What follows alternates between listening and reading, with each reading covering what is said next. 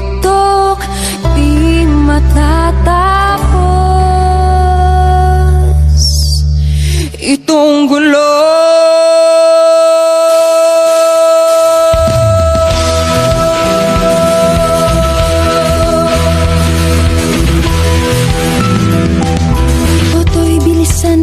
Bilisan mo ang takbo, ilagan mga bombang nakatutok sa ulo mo.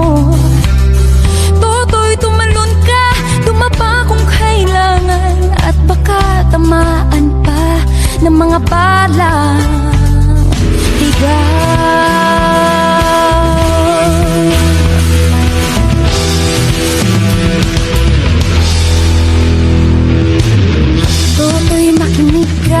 Huwag kang magpagabi, baka pagkamalat ka tumandusay dyan sa tabi. Toto'y alam mo ba kung ano ang punot dulo ng di matapos-tapos na kaguluhan ito? Hindi pula't dilaw, tunay na maghalaban. Ang kulay at tatak ay di siyang dahilan. Marami ang lugmok sa kahirapan, at ang hustisya ay para lang sa mayaman. Habang may tagsilok at sila ang nasa tuktok, di matatapos itong gulo.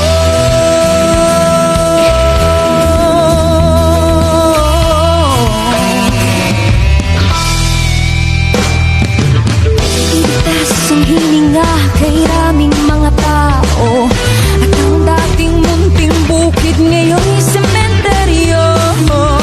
Toto'y kumilos ka, balik na rin ang tatsulok, tulad ng dukha na ilagay mo sa tuktok. Hindi pula't dilaw, tunay na maghalaban. Ang kulay at tatak ay di siyang dahilan.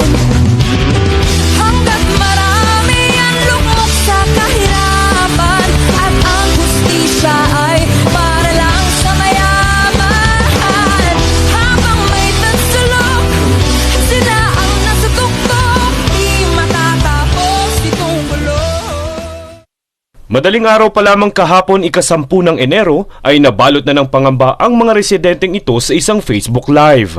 Bago, 2 truck. Oo, lalaki.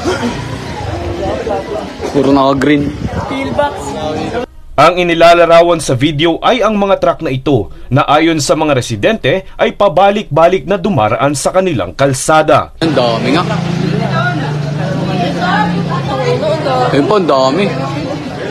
Ito pala ay dahil kahapon umano ang nakatakdang araw ng demolisyon ng mga bahay rito na ayon sa mga residente ay illegal. Sinasabi ng city engineers na talo daw kami. Sabi ko, hindi ko kami pwede matalo dahil meron kaming expropriation case. Hindi tulad ng ibang Pilipino na masaya sanang sasalubong sa Pasko noong nakaraang taon, na bahala ang mga residente dito sa Barangay 877 at 878 sa Santa Ana, Manila. Ito'y matapos makita ang nakapaskil na ito na nagsasabing ide-demolish na ang mga kabahayan rito. Ngunit nang hinga ng dokumento ay wala itong maipakita.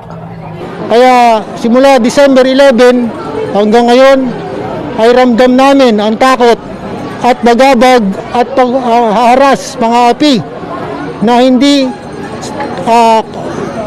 dapat na ilapat sa mga tao dito.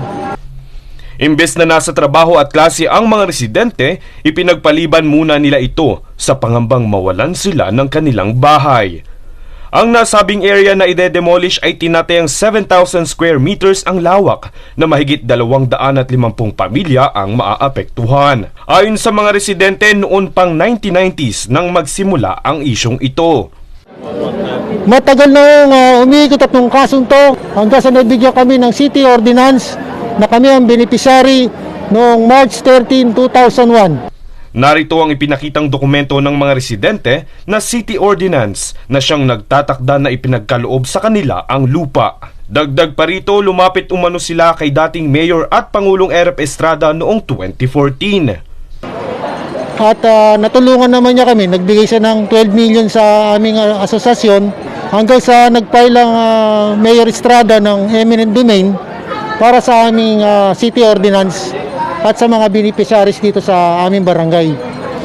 Kung may hawak silang dokumento, ba't di kami papayag? Basta sinabi, gigibay kami itong January 10 and 11. Wala naman silang order for demolition. Ba't kami susunod? Kung meron, susunod kami. Panawagan ng mga residente, handa naman silang makiisa at makipagdialogo, ngunit nais nila ang legal at makatarungang proseso kaakibat ang pagsasaalang-alang sa kanilang kalagayan. Sa kasalukuyan ay nakikipag-ugnayan na tayo sa Manila LGU para sa kanilang pahayag ukol rito. Francis Riudique, nag-uulat para sa One Media Network.